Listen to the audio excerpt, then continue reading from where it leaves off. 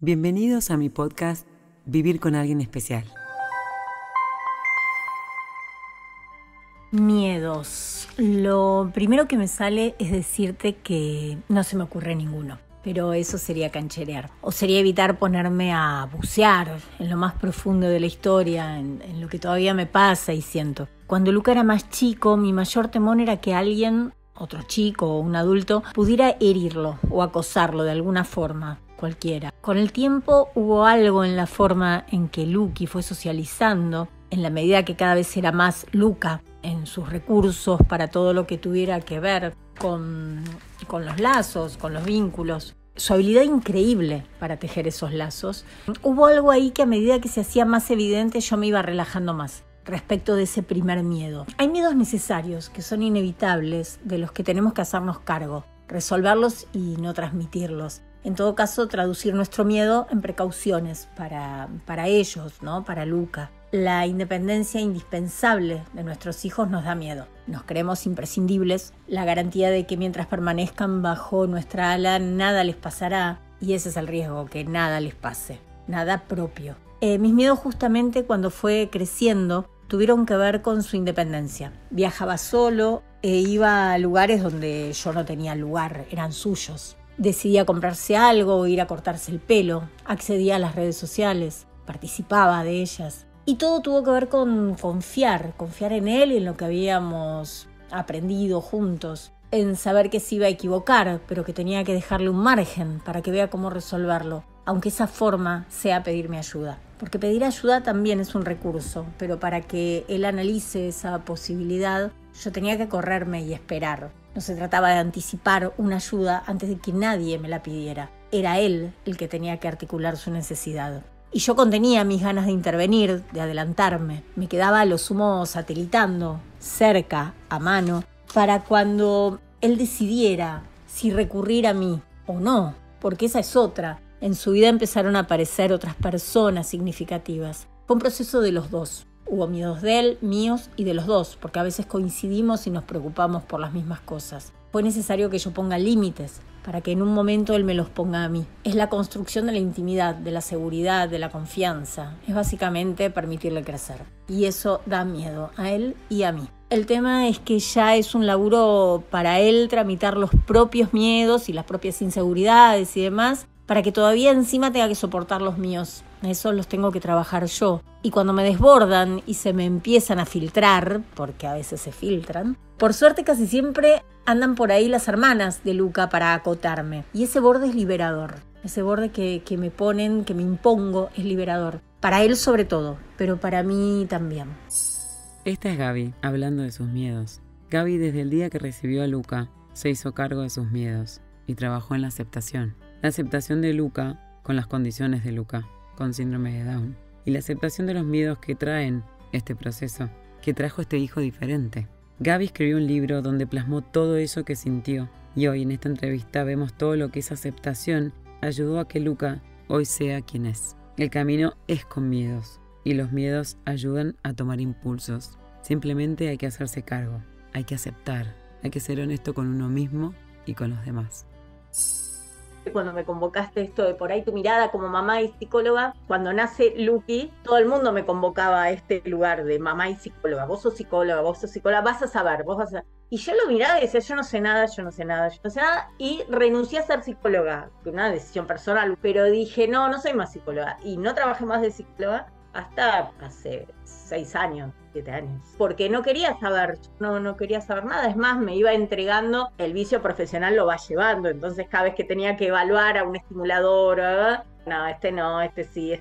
Y de alguna manera Luca no se salvó de mi influencia como psicóloga. Y el recorrido seguro que estuvo armado desde ahí. Pero me entregaba. Yo cuando arranqué con Luqui muy chiquitito, una estimulación, y encontré al estimulador que quería para él, me entregué y dije, que me diga qué tengo que hacer porque no tengo idea. Es más, cuando Jorge, que era el estimulador de Luqui, murió, que era un señor grande, con lo cual muere antes que Luqui termina la estimulación. Luqui, no sé si tenía los 3 años cuando Jorge murió, yo me sentí devastada. Sentía que Claro. nadie más sabía nada sobre mí. Y si me lo planteo ahora, tuve pensamientos que si hoy yo se lo escucho al padre de un paciente, trabajaría con eso. Y Bueno, así, pero está bien, porque uno tiene que trabajar en esto. Este proceso de aceptación es durísimo y tiene que ir acompañado para mí por profesionales que te vayan ayudando a aceptar una realidad que no es la que esperabas. ¿Cómo la vas manejando? Y seas profesional de lo que seas, hay un lugar, como decís vos, que tenés que volver a madre, volver a humana y olvidarte de lo que sí. sos como profesional, que seguramente te tiene que haber ayudado un montón con Luqui, pero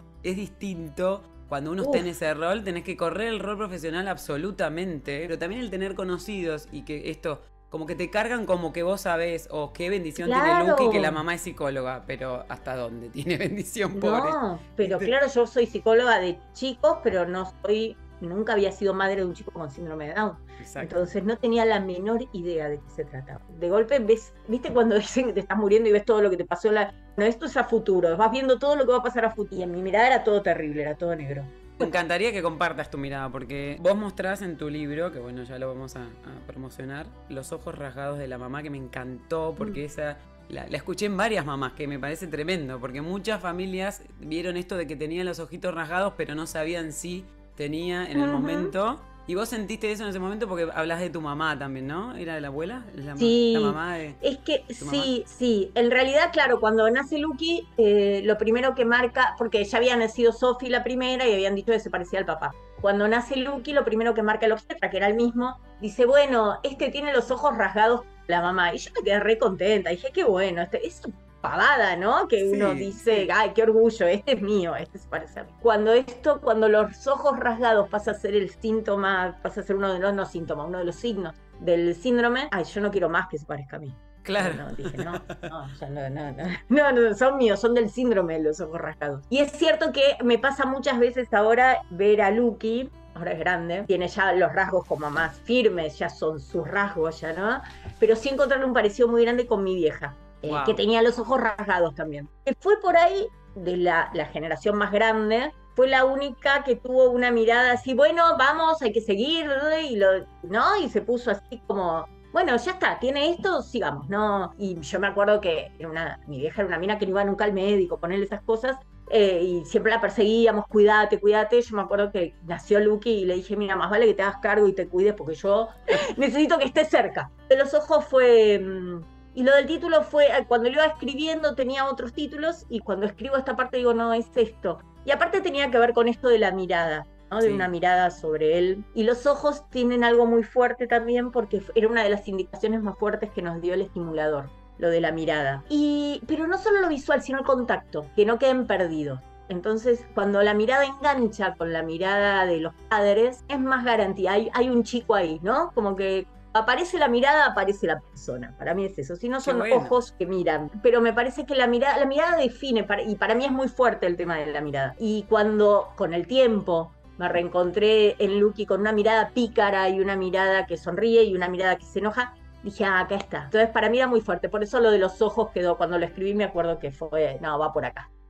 ¿Qué sentiste que aprendiste de Lucky? Una cuestión con los tiempos muy grande, empecé como a entender que hay otros tiempos, como que bajé las revoluciones, dije, bueno, a esto de esperar y dejar sorprenderme y que, qué sé yo, hasta acá llego, ¿no? Sentir, hasta acá esto puedo, el resto me excede. Y la posibilidad de sorprenderte con cosas chiquitas, de golpe sentir que estás festejando, en el libro lo cuento, cuando se rasguñó la cara la primera vez, que pasaron más de un mes hasta que se llevó las manos a la cara. Y sentir que ese rasguño era un trofeo de guerra, había llegado. Y entonces esas cosas que de golpe te ves disfrutando, o logros, ¿no? Que vas paso a paso y cada paso es disfrutable o no, o cuesta, pero cuando llegás me parece que es mágico, digo, he llorado por cada logro como nunca había llorado en mi vida, y también con el miedo de qué viene después de cada logro, ¿eh? No, porque Claro, sí.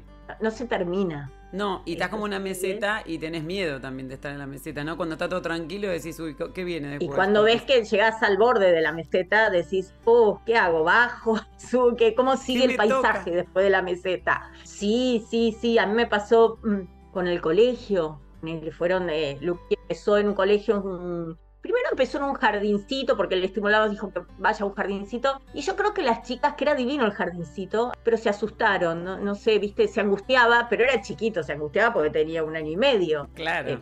Y enseguida me llamaban, dije, no, me parece que no es por acá. Y al año siguiente a los 2 entró un jardín, de ese jardín pasó ese primario, de ese primario al secundario, tuvimos un cambio de secundario porque cerró el colegio, pero siguió yendo a otro secundario al que pasó la hermana.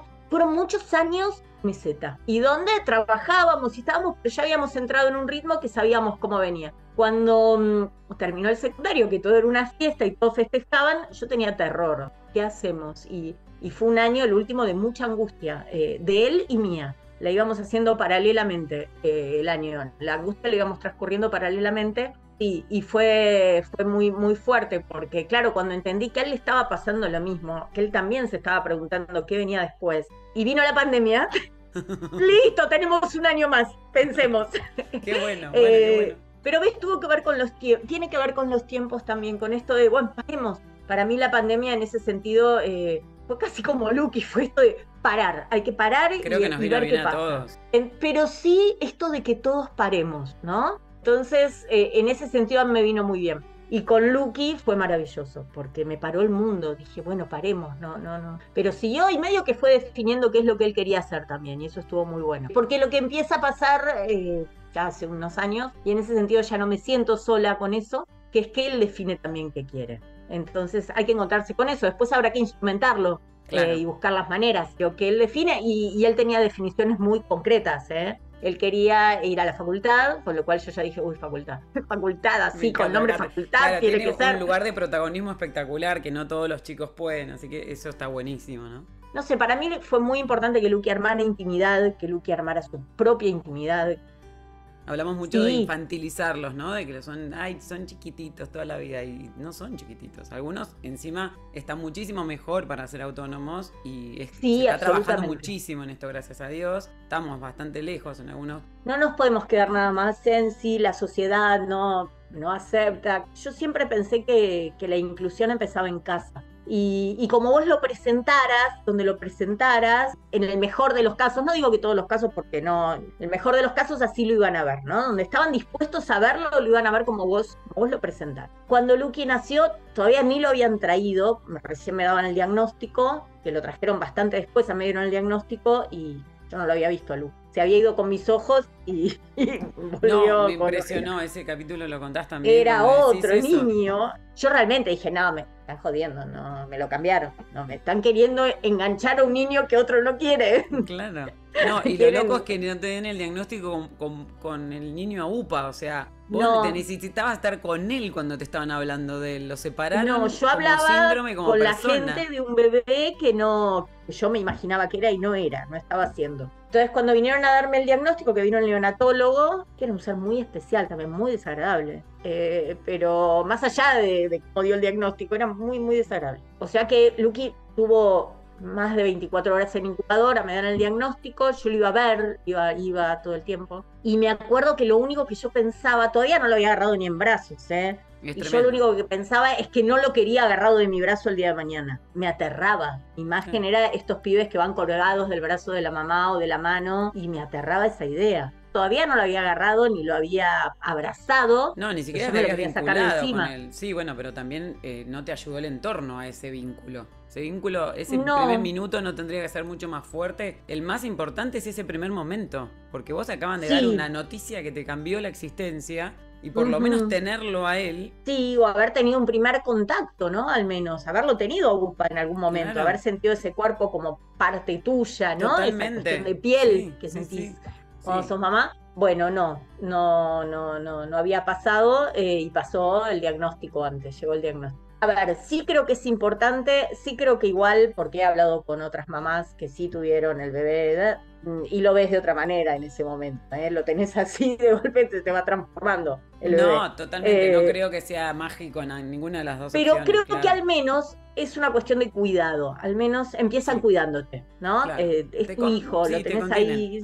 Sí. Creo que lo mayor, no sé, vos me podés definir mejor que yo, la más fuerte de todas es el miedo, y es ¿cómo hago con esto? ¿Cómo sigo? Sí, es miedo, es miedo, es mucho enojo también. Claro. Te da mucha bronca. Pero estaba muy enojada. Sí, tenía miedo, tenía angustia, tenía ganas de volver a empezar, de no haber Sí, pasado nunca por eso. borremos y arranquemos. Claro, a ver, vamos 9 meses para atrás. Empecemos. No hay que tener más hijos, no tengo más hijos. No.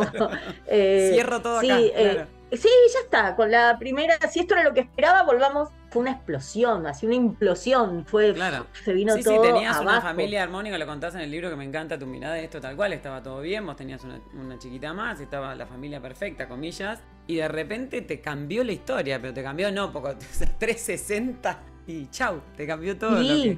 A ver, yo siempre fui muy ácida con un montón de cosas y poco flexible con un montón de cosas también. Yo prefiero la verdad más cruda, hagamos chistes sobre esto y por ahí lo tramito mejor. Está buenísimo todas las intenciones y lo que es esperanzador, pero hay una realidad que es bruta y cruda y que por ahí la gente no se anima a decirla y por ahí podemos ir un poco a que mucha gente le choqueó tu mirada. Yo te conocí por la entrevista de Infobae. Porque sí, así fue terrible. Yo empiezo a hacer el podcast y pum, le cae a mi marido tu entrevista, me dice tomá y me la manda. Y Caro, mi amiga que fue la que te fue a buscar el libro después, sí. Me dijo, me pareció maravilloso, porque yo digo, ay, está mostrando la verdad de todo esto, porque hay un lado que la gente no se anima y creo que como sociedad todavía no nos animamos. El famoso de ¿cómo estás? Bien, bárbaro. No estoy bien, bárbaro, estoy pésimo. ¿Entendés? Sí. Y la gente todavía le tiene miedo a que una persona sea tan honesta o tan clara con lo que siente. Sí. Vos describís perfecto. Y sobre todo el lugar de las madres, ¿no? Es como que está prefijado lo que vamos a tener que sentir en cada situación y que vamos... Y está toda la sociedad esperando que seamos lo que la sociedad quiere que seamos. Entonces es una demanda imposible, digo, porque en algún momento te tenés que encontrar con lo más subjetivo tuyo. Y yo creo que cada maternidad es subjetiva, cada uno busca en su maternidad fuera del lo que síndrome quiere de Down, buscar, sí. de la que sea, me parece que es el deseo de cada uno puesto ahí, en la maternidad deseada, en la no deseada, en la que llega a término, en la que no, en la que se elige. En aquel momento, el libro empieza a partir de un corto que Luqui hace con el papá para publicidad, para el consejo publicitario, y a partir del corto, que el corto es un éxito, espectacular, este libro es como lindo. el backstage del corto en realidad, ¿no? Es como lo que pasaba detrás. Para mí, un lindo complemento, es un complemento doble, es sí, como las dos miradas. Lo que pasa es que cuando yo lo veía el corto digo, qué lindo que es, demasiado lindo en realidad. Nos falta una parte de todo esto. Pero bueno, es publicitario, entonces tomemos... Sí, y maneras de sanar de cada uno, ¿no? Porque cada uno busca un camino para, como decís vos, sí. Vamos al humor, hagamos chistes sobre esto, pasémoslo bien, yo soy mezcla de las dos cosas. Y hay otros momentos que digo, bueno, hay que tener una mirada positiva porque si no, no sabes ni cómo seguir con esto, ¿no? Obviamente. Pero sí como realista, ¿no? De poder decir, bueno, sí. Pero bajemos los pies en la tierra y... Cuando lo veíamos, y que fue un exitazo el corto, aparte es muy lindo, es muy, muy lindo. Un montón más allá del éxito en todos lados, porque todo le llegaba a Pablo, al papá, pero había un montón de mamás que a través de Luqui, aparte, una búsqueda rara, porque claro, a Luqui lo encontraban más fácil en Instagram, mi nombre no aparecía, entonces lo buscaban a través de Luqui, y hubo varias mamás de nenes muy chiquititos, casi recién nacidos todos, que estaban en pleno proceso del libro, de lo que es el libro, y me decían, a mí no me pasa lo del corto. Y yo pensaba, claro, si estas se animan a decírmelo, ¿cuántas otras habrá que no lo están diciendo y pasa esto? Por eso el libro es un poco eso, fue llevar a la escritura un montón de charlas con un montón de mamás. Que me contaban lo mismo que me había pasado a mí 13 años antes. Esto lo miro en el Moisés, no me dan ganas de levantarlo, no estoy esperando, me cuesta un montón, no lo reconozco, estoy deprimida, no tengo ganas de hacer nada, siento que no es mi realidad, ¿no? Todo totalmente, esto... la realidad de lo que sucede, creo que en la mayoría de los casos. Sofi es siempre como así el refugio de Luca, ¿no? Porque lo contiene de otra manera, si bien es como muy dura a veces para decirle las cosas, pero es más, Luca las tiene separadas como que Sofi se parece más a él, esto es desde Luca, y Renata es igual que yo, entonces que sea igual que yo quiere decir que es muy dura y es muy inflexible con algunas cosas. Me encanta tu autopercepción. Sí, es eso, porque dice, no le cuento a Renata porque es igual que vos. Y eso quiere decir, no quiero que me rompan las pelotas con lo que me vayan a decir. Sofía en ese sentido es como más flexible, puede escucharlo desde un lugar mucho más pacífico para él. Y Renata siempre tuvo más esta cosa de... Yo creo que no hubo mejor estimulador para Luqui que Renata, que vino después. Claro, ¿cuánto se lleva con Luqui, Renata? 2 años. Claro, maravilloso. Se llevan 2 años juntos. y un poquito. Eran casi seguidos, ¿no? Si le descontamos algún año a Luqui, estaban Nada. ahí pegados. Sí, estaba pegado. Sí, por eso yo digo que fue la principal estimuladora de Luqui. En realidad, aparte, Luqui tenía como una cuestión de orgullo muy personal de que él era el mayor, entonces todo el tiempo le exigía como ponerse en un lugar de mayor. Iban a primaria los dos, ponele segundo y tercer grado, había un año de diferencia en el colegio. Claro, eso te iba a preguntar. Tenían un picnic, no sé qué. Mi preocupación al colegio siempre era pobre Renata, va a estar atrás de Luca, va a estar colgada de él, colgado de ella todo el tiempo, lo va a tener encima y fue al revés. En realidad yo llego al picnic ese que a la tarde íbamos los papás y Renata llorando porque Luca lo había sacado de todos sus grupos, todo, no quería que se acerque donde estaba con sus amigos. Y, lo que esperabas que era totalmente contrario a lo que pasó. Lo contrario, fue lo contrario. Sí, Renata lo buscaba mucho más. Y se peleaban lo que decías antes, se peleaban a la par, había que retar a los dos. Luca de todo le echaba la culpa a Renata, de todo le echaba la culpa a Renata. Y el otro día me enteré, así hablando, porque ahora ya son todos grandes, entonces ya hablan sin ningún tipo de cuidado de lo que no me tengo que enterar. Y me enteré, claro, que Renata le dio a probar el cigarrillo, se lo dio ella a Luca. No lo vas a probar vos, lo probás. Claro. Entonces yo le pregunto a Luca, ¿vos fumaste? Yo me había enterado por Renata. Y me dice, no. Digo, dale, ya lo sé. Y Tati le dice, dale, boludo, ya le conté yo, decirle, y ya está. No. Para mí eso fue siempre, fue maravilloso, fue un alivio, además, que ellos una compañía también para los papás, eso lo hablábamos un poquito, ¿no? La importancia de los hijos, cómo acompañamos a los padres, los hermanos, ¿no? Los que nos toca el rol de hermanos, más llevadero la cosa familiar, no sé, te alegra momentos, yo pienso, a veces totalmente, yo creo que pasa más ¿viste? por ahí, ¿no? Más que como para... Trato de tener mucho cuidado, ya pasa menos porque ellas ya son más grandes y se hacen cargo ellas de algunas cosas y deciden hacerlo, pero siempre traté de tener mucho cuidado de que no fuera una carga, claro. ¿No? De no hacerlas responsables de algunas cosas, o fíjate en el colegio, porque aparte tengo la sensación de que es mucha carga la que se les va a venir. Entonces claro. Dije, no quiero agotarlas de nada, digo, yo no puedo negar que esto va a pasar. Ellas están súper preparadas y naturalmente, hoy por hoy, los tres, porque volviendo al principio, Luca quería facultad y quería estudiar lo que estudiaban las hermanas, que es cine. Luqui en la UBA no puede, no se banca una carrera tan larga, tantas materias, tan enorme como esto en la UBA. Claro. Entonces, bueno, ahí empezamos a buscar dónde, y está estudiando cine en el Centro de Estudios Universitarios de acá de Vicente López, cerca de casa, con lo cual ahí viene solo en colectivo, aprendió el camino y ya viene a la noche, que la primera vez fue muy extraña porque él había hecho el año pasado un curso ahí con un acompañante que lo acompañaba y le había enseñado ya a viajar y todo, y este año que decidió hacer la carrera, se fue a hablar con el secretario académico de ahí y le dijo que él quería hacer la carrera y se lo planteó a él. Entonces a mí me llamaron, iba temerosa, a preguntar qué podemos hacer el año que viene. Claro. Y me dijeron no, que Lucas ya había hablado y que como él se había plantado así, ellos querían... A ver, es un instituto que nunca había tenido un chico con síndrome de Down. Qué bárbaro, empezó el camino con ellos.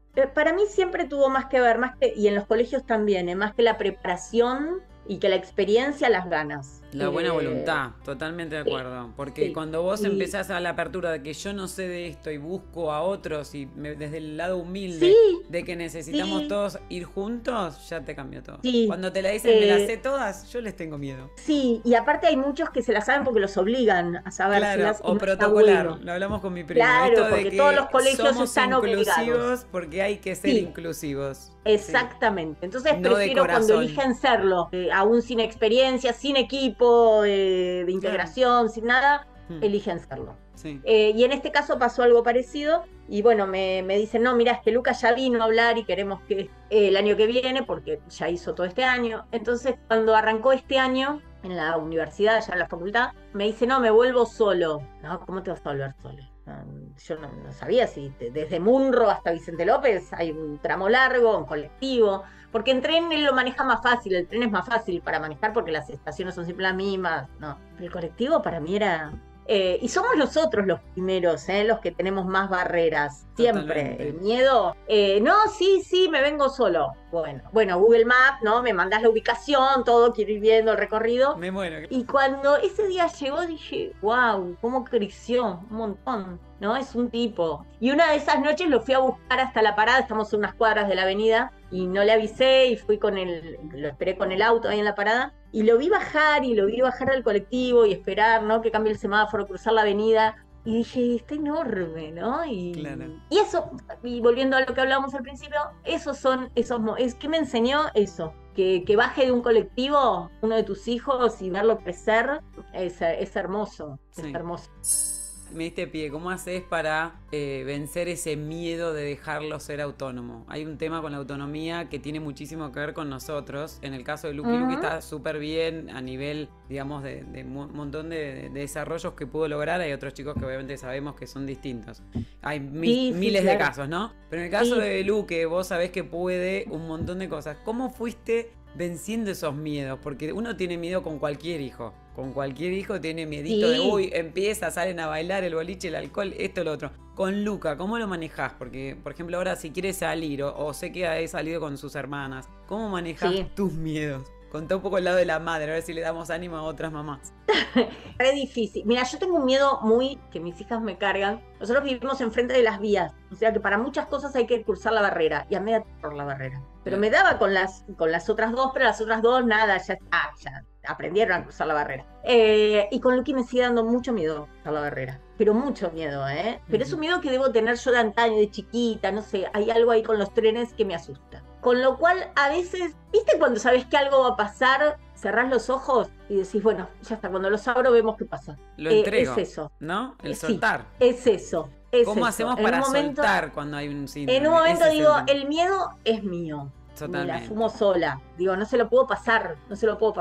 El miedo es mío. Y hago eso, digo, bueno, así como un día cerré, abrí los ojos y me encontré con Luca y hubo que hacerse cargo, digo, es eso, qué sé yo, ¿no? Hay un montón de cosas que no dependen de mí. Y me agarra mucho miedo. A ver, uno de esos días volviendo de la facultad. No deja de tenerlo, claro. No. Por eso yo siempre digo que con Luca, por suerte con Luca, todo fue muy bien y siguen pasando cosas maravillosas, pero es todo el tiempo no saber si van a seguir pasando. Totalmente. ¿No? Y todo el tiempo instrumentar todo para que ahora ya tiene que ver con él y con lo que él desea y con lo que él quiere, pero seguís instrumentando de todas maneras y como armando el camino para que él es como pueda. Acompañamiento fijo, como decís vos, todo el siempre tiempo, va a estar el acompañamiento. Y de hecho han habido avances, la verdad que alucinantes, se están viviendo solos, se están casando en otros países, pero siempre hay alguien que acompaña, siempre hay algún guía que ayuda a ese al menos proceso. Que lo piensa, ¿no? Yo siempre digo que yo en un momento,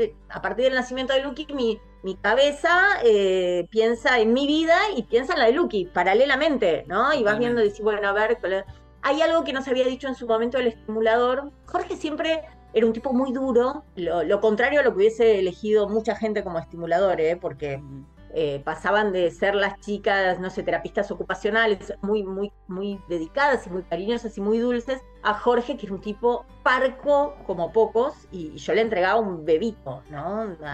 Pero bueno, yo soy muy dura también, entonces yo te iba a decir, era hijo del rigor esa criatura. Por eso me encanta tu mirada, porque no somos todos iguales, no todos reaccionamos de la misma manera. Y si vos tenés un carácter, que vos lo recontra asumís tu carácter, que es un carácter más fuerte y todo, no te sirve que vengan y te donen la píldora y te digan mami, te hablen todo así, porque no es tu forma de ser, o sea, uno tiene que tener como química con esa persona, ¿no? Que le entrega al hijo, y una carga enorme en este caso. Tiene que haber mucha afinidad de personalidades. Le entregás tu futuro entero al estimulador, porque es la primera persona que te va a decir algo de qué hacer con ese chico. Si yo tengo que pensar en una figura así como que me permitió reencontrarme con Luqui y armar algo ahí, fue el estimulador. Qué bueno.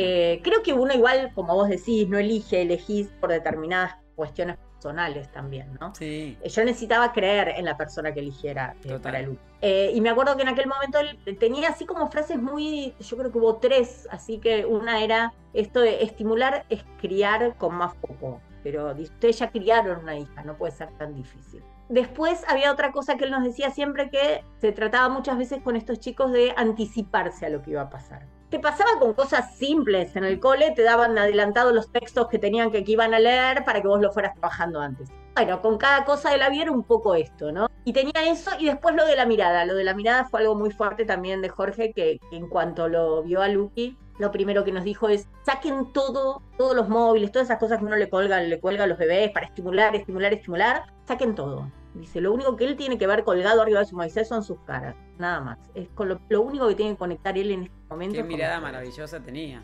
Sí, excelente. Excelente, porque era tan simple y tan estructurante. Básico, pero clave. Oh, sí, sí, pero esto que decíamos antes de ir anticipándose, ¿no? Y el ir armando, y que cuando llega el momento y ves que lo logró y que se armó finalmente, dices, ay, qué bueno. Entonces ahí te animas a un poquito más, ¿no? Y decís, a ver, un poquito más. Lo dejo un poco más. Te va sorprendiendo un poco lo que decías al principio, ¿no? Lo vas dejando que te sorprenda. ¿Hasta dónde llega? Y yo que soy bastante estructurada y todo, de golpe, haberme entregado a eso, cuando vos me preguntabas qué te enseñó, yo creo que es haberme entregado a desestructurarme, ¿no? Y a entender que a veces la desestructura aparecen cosas que no te esperabas y te sorprenden. ¿No? Y está buenísimo no tener todo tan anticipado. Cosas simples, eso que decís vos, y en la locura, o esto de la sociedad, ¿qué es lo que quiero que sea una persona? Porque a mí lo que me gusta la mirada que nos ayuda el síndrome de Down es que ojalá, digamos, pasemos eso al chico que no tiene síndrome de Down.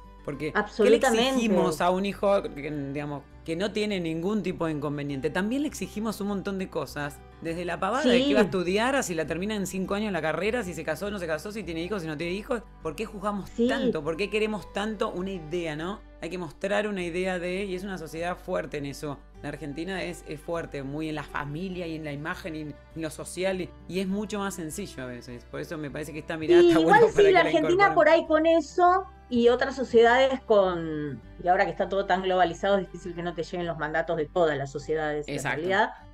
Contame un poco de Luqui, me encanta, porque Luqui está súper bien en un montón de cosas, me parece. Y Luqui está muy bien, sí, está muy bien, sí, hubo mucho laburo y por suerte, nada. Sobre todo yo siempre digo, por suerte, nunca tuvo complicaciones en el mommomento del nacimiento, con lo cual nos permitió arrancar muy rápido con todo y como armar rápidamente un dispositivo. Con dificultades físicas, hay otros casos donde sí, hay muchas dificultades que Luqui no tuvo nunca, dificultades orgánicas ni...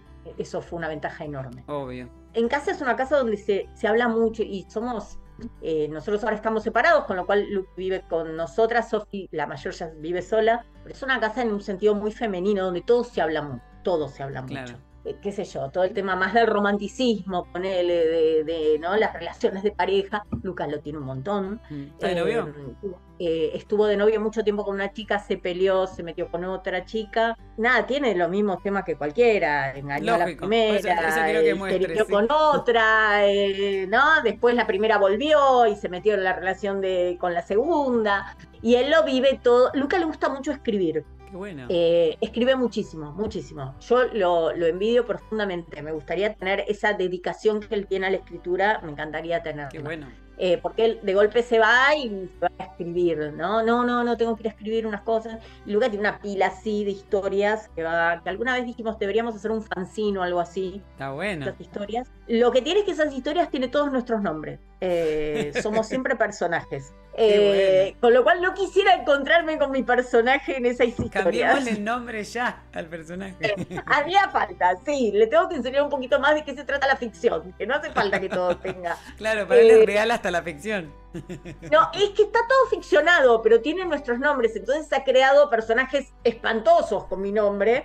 En general nos mata a todos. En general terminamos todos muertos y por ahí él sobrevive o se muere y vuelve y tiene una visión así del éxito de la sociedad, ¿no? Entonces qué sé yo, sus personajes siempre son millonarios, están en el mundo de la droga, salen, se enamoran, engañan, qué sé yo, tiene un montón de mujeres atrás, ¿no? Estas cosas que ven en las películas. Claro, toda la información que le llega también, ¿no? Absolutamente. ¿Cómo ayudarlo a guiar esa información, ¿no? Que llega. Yo digo por la edad, porque es importante la edad que tiene. 22 tiene, ¿no, Luqui? 23 cumplió. 23, bueno. Porque está él inmerso en un momento adolescente donde las redes, digamos, todo lo que es tecnológico, todo, claro. Lo tienen a mano todo. Y digo, a cualquier chico le está costando, o los padres tenemos que estar como muy encima mirando, ¿no? De cómo manejan esta información que les llega toda la información.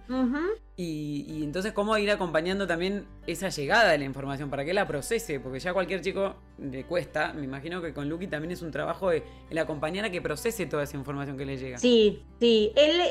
Luqui mira mucho, es muy, muy cinéfilo, le gusta mucho, mucho el cine y las series, y tiene toda su lista hecha de series que va a ir viendo, qué sé yo, y siempre nos cuenta cuál está viendo. Le gusta mucho el terror, le gustan mucho, mucho las películas de terror y las series de terror. Y en general siempre las comparte, siempre nos cuenta cuáles está viendo, entonces alguna de las hermanas la vio, o la vio la otra, o las vemos juntos, muchas veces guarda alguna para que veamos juntos. Y se habla mucho de lo que se ve. Bueno, en casa de cine se habla muchísimo. Sí. Las dos estudian cine y él también, con lo cual y el padre hizo algo parecido, publicidad. Que y el padre trabaja en publicidad también. Claro. Con lo cual hay algo, sí, de la imagen fuerte. La información, sí. Luqui es muy curioso y googlea mucho y busca información, y si no pregunta, 1000 veces me aparecen a veces preguntas de qué significa, y decís, ¿de dónde sacó esto? ¿Qué está mirando? ¿Qué está en su cabeza? ¿Qué está pasando por su cabeza? Claro, ¿qué está pasando? Pero también es de hablar mucho, con lo cual él sabe que tiene habilitado a hablar de cualquier cosa. Entonces no estamos tan ajenos a por dónde anda. Preserva mucho su intimidad también,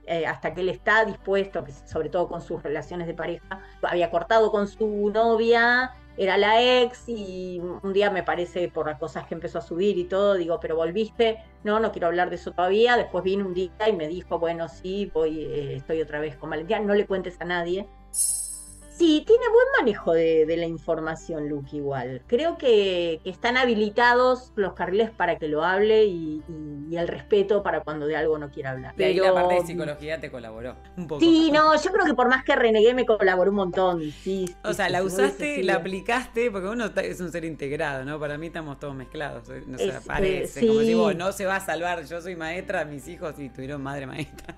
O sea, absolutamente. Claro, vos lo querés dejar afuera, pero soy maestra para todo. O sea, te tengo que decir cómo tenés que hacer las cosas y Claro, y te voy a mirar el cuaderno y va a estar prolijo tu cuaderno. Y cuando venga un comentario de la maestra, y lo voy a pensar. La pregunta que en realidad te iba a guiar hacia el lugar de lo bien que está Luca, ¿no? Luca está, digamos, insertado mucho mejor en la sociedad en un montón de cosas, porque él está muchísimo más desarrollado que otros chicos con síndrome de Down. ¿Qué pasa con la identidad acá? Porque es súper importante cuando el chico ya es consciente que tiene síndrome de Down. ¿Y cómo hacemos para que tenga una vida normal, y en algunas cosas no va a tener nunca una vida normal? O sea, hay un dejo de que sabemos que va a ser distinto, desde sus características genéticas hasta lo que le va a ir pasando, ¿no? ¿Cómo viviste eso? ¿Cómo fue? ¿Luca te preguntó? ¿Vos hablaste directamente? Yo con la única que no hablé en un primer momento fue con Sofi, la hermana mayor. Yo nunca no es que se lo presenté como el hermano con síndrome de Down, no le presenté el síndrome a Luca. Pero me encantó, Sophie. Me parece que sirvió un montón. Por ahí otras te dirán que les pasó otra cosa, pero me parece fue preguntando y ahí fue apareciendo. Yo tampoco podía decirle mucho, porque lo que le hubiese transmitido hubiese sido horrible, entonces creo que mejor no se lo transmitía. Fuimos como juntas descubriendo que era el síndrome de Luqui, ¿no? Más allá que era un síndrome de Down, como era Luqui, que somos todos diferentes porque saliste de madres, padres diferentes, de familia, te criaste en familias diferentes, con otros objetivos, con otros deseos. Mismo entre los hermanos. Absolutamente, sí, porque aparte el lugar donde viniste en esa familia también te hace diferente. Totalmente, el rol, sí. Claro, lo que vos decís que pasó a vos, a Renata le pasó lo mismo. Llegó a una familia donde el síndrome de Down ya estaba incorporado. Era parte de la familia, no se cuestionó nada, qué sé yo, no había un tema con el síndrome de Down, era así. Y es más, entre las dos, yo siempre tuve más miedo de que Sofi sintiera vergüenza del hermano, ¿no? Y alguna vez hubo alguna situación. Seguro, que los nenes preguntan todo desde esa crueldad inocente de que no saben y preguntan a lo bestia algo, y eso me daba, siempre le tenía miedo a esa fragilidad de Sofi, de cómo iba a responder. Y con Renata no me pasó así, ¿no? Renata llegó y todos los amigos de Renata fueron creciendo con Luca y con Renata. Y hoy por hoy, las previas, las salidas, todo son entre los dos grupos, y Luca participa de todas. Con lo cual no hubo una charla con Luqui específicamente.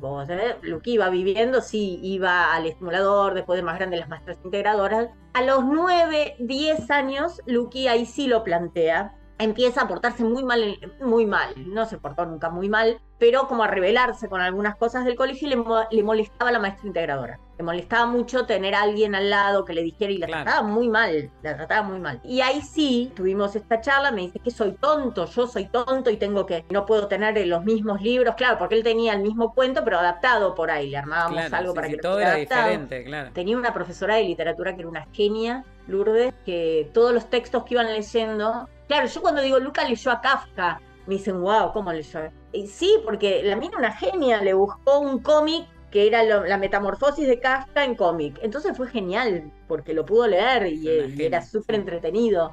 Y de todo le fue buscando así. Tuvimos esa charla a esa edad cuando él plantea todo esto y le dije, ahí empezó terapia. Yo nunca fui muy partidaria de muchas terapias. Para mí tienen que ser pocas y cuando realmente hace falta lo terapéutico. No soy muy partidaria de que tengan que hacer arte, terapia. El arte es terapéutico en sí mismo, no necesita hacer un arte. Sí. Que esté con los amigos puede ser mucho más terapéutico que ir a cualquier terapia. Es más, la psicopedagoga estuvo hasta cierto momento y en cierto momento dijo que no hace falta que él venga, en todo caso que ella tenga relación con el colegio, pero no que él venga a psicopedagogía. Ahí empezó terapia, hizo psicología un par de años, trabajó esto y ya después en realidad él sabe lo del síndrome, por eso te digo que a veces es muy discriminador. Ha gastado a otros pibes con síndrome, los ha imitado y los ha gastado mal. Me muero. Y después hasta se hizo el beneficio secundario del síntoma, ¿eh? Vos le decías, bueno, tenés que... No, yo tengo síndrome, no puedo manipulador. Estudiar. Absolutamente, sí. Entonces, qué sé yo, aprender a usar eso que tenés a favor tuyo. Buenísimo. Y recién de más grande le empezó como a distinguir los rasgos y chicos que sí tenían o que no tenían.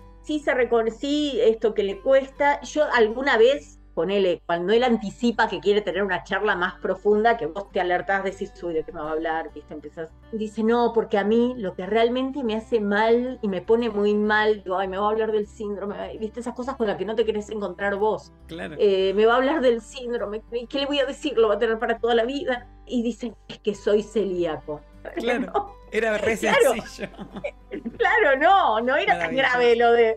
Igual no lo limita en proyectar, ¿eh? No es algo que él sienta que... No, tiene mucha garra y perseverancia por lo que contás. Claramente, tiene una personalidad con ganas de hacer y curioso. El curioso es... Sí, lo cual a mí me obliga a seguir ese ritmo, ¿eh? Y cuando él pone algo en la cabeza... Mira, voy a contar algo. Cuando terminaba la pandemia había que buscar qué iba a hacer, ¿no? Y él me decía que quería ir a la universidad, quería... En un momento aparece la posibilidad en la Universidad de San Isidro. Iban a empezar con una cosa, ya habían hecho una prueba piloto para incluir a chicos dentro de carreras con algunas materias, medio que la nada misma, porque eran materias de distintas carreras que no sé título de qué te daban o para qué te formaban, pero esta cosa que hay que incluir y la responsabilidad social de las empresas y de la... Y yo fui y dije, no, bueno, quiero universidad, vamos a... Luca participa de un grupo de más social, sobre todo, con un profe, que es Leandro, que para mí es así como el gurú en mi vida con Luca, porque Leandro es el que me dice, no, para, vamos por otro lado, no es esto, vamos... Qué genio. Trabajó con adolescentes, él es psicomotricista, es un pibe muy joven, 30 y pico. Entonces cuando le digo, no, vamos a ir a la de San Isidro, me dice, no, ¿por qué vas a ir a la de San Isidro? Si no te interesaría, no lo hubieses elegido para ninguna de tus hijas. Digo, no, bueno, pero fuimos. Fui a la reunión, Lucas estaba contento porque entraba a la universidad. Fui a la primera reunión, dijeron la segunda reunión es con los chicos. Era un grupo muy chiquito de chicos, que iban 6 chicos. La segunda reunión, cuando van con los chicos, les toman un examen. Y el examen no era para ver en qué andaba cada chico. El examen dejaba fuera a algunos chicos. Lucas quedó fuera. Cuando nos hacen la devolución, estábamos esperando que termine con Renata. Renata es muy peleadora. Cuando terminan, nos reúnen con Luca y dice, bueno, no aprobó porque había que leer un texto e interpretarlo, que yo digo, no, es la mayor dificultad que todos dicen que tienen todos los chicos en general en la universidad. Totalmente. A él le toman esto. Entonces dice, bueno, Luca, no, y te costó un poco entenderlo. Luca estaba muy, muy apagado, ¿no? Cuestionado, era incómoda la situación. Y dice, bueno, porque el conflicto. Entonces Renata corta y dice, ¿qué conflicto? Luca, ¿vos sabés lo que significa conflicto? Y Luca dice, no. Y dice, entonces, ¿de qué conflicto le están hablando? Le pregunta Renata. Muy bien, por otro lado, porque es cierto, no podés tomar un examen de interpretación de texto si no sabés con qué chicos estás trabajando. Entonces yo lo único que dije es, en el único lugar donde teóricamente era inclusivo y estaba armado para estos chicos, a él lo dejan afuera. Nunca le había pasado a Luca. Claro, Nunca la había inclusión quedado. es súper delicado. Vamos a hacer 80 capítulos de la inclusión, porque la verdad Por favor. O sea, la ignorancia que está, hay ignorancia médica, hay ignorancia de acompañantes terapéuticos, hay ignorancia imagínate, de lo que estamos hablando de instituciones o de... Y esto de que, sí. digamos, estén tan bien, ¿no? En un montón de situaciones también es un obstáculo enorme, si lo pensamos, Sí. digamos. Porque Sí. están mucho más conscientes de lo que les sucede, de todo lo que les pasa, de la Sí. discriminación que reciben, de lo que sea. Luqui, por suerte, se ve que tiene una personalidad alucinante, que sufre Sí, muchísimo claro. cuando se dan cuenta que lo tienen, el síndrome. Igual yo siempre digo, y lo hablé con las mamás, para mí es súper importante que sepan, y que sean conscientes, me parece que es una señal de lucidez absoluta. Sí. Que un chico se haga consciente de lo que tiene, más allá de la angustia que nos provoca en el momento, de tener que dar respuestas, de tener que hablar de esto, que nos remueve lo nuestro, pero para mí es una señal de lucidez. Cuando un pibe te puede decir, me está pasando esto, para mí es genial. Luquia, sobre sus sentimientos, sobre su sexualidad, sobre todo, ha venido a preguntarlo. Dije, bueno, vamos bien. Digo, tiene Muy que bien, angustiarse, claro que ¿no? sí. Una persona tiene que ser consciente que hay cosas que la angustian y tiene que, y me parece que eso es crecer también, hacerte cargo de esas cosas. Entonces no se lo pueden mantener como en un tupper a los pibes, ¿no? Que no se enteren, que cuidado, Sí. que no, O esto no de le digas infantilizarlo, eso. dejarlo como un niño toda la Sí, vida. yo me no acuerdo dejarlo- que realmente cuando yo una vez conté en un grupo donde eran todos adolescentes entre 15 y 16 años, que Luqui yo había descubierto que había mirado pornografía, me miraron muy mal y para mí era maravilloso en realidad. Dije, qué bueno que lo descubrió, digo, que hay algo de la sexualidad que lo empieza a inquietar y a cuestionarle con todos. Pero para mí hay un punto de partida que es la familia, que es pesado, sí, otra vez vuelve el lugar de la mamá, ¿no? Nada, enfrentarse, sí, con los miedos. Y por eso para mí era tan importante, y cuando hablé con estas mamás, de enfrentarse con estos miedos propios primero, ¿no? Y con la angustia que les generó a uno, y con la bronca que les generó a uno. Y yo creo que si partimos de ahí, te animás a más cosas también, te animás a escuchar los miedos de ellos también, y todo, sabiendo que lo pasaste. Te escucho a vos y digo, ese primer camino, ese cimbronazo que vos resististe al principio, fue clave para que hoy Luca esté como está. Porque vos te paraste en la vida de otra manera. Yo no pretendo que Luqui sea modelo de nada, Nunca jamás que Luqui, ay, qué bien que está. Nada, está por ahí, yo hubiese soñado que esté mucho mejor, no sé. Sí, creo que Luca no sería lo que es si yo no hubiese pasado por lo que pasé y no me lo hubiese reconocido. Yo creo que gran parte tiene que ver con eso, con que peleé yo contra esas cosas mías también y que me las banqué y que las expuse y que las grité cuando las tuve que gritar. Creo que es necesario eso. Es un blanqueamiento, ¿no? Blanqueemos y arranquemos. Pero sí, esta soy yo, frágil, como dijiste vos, imperfecta, ese punto. Soy Teresa Berro. Gracias por escuchar Vivir con Alguien Especial. Los espero el próximo capítulo.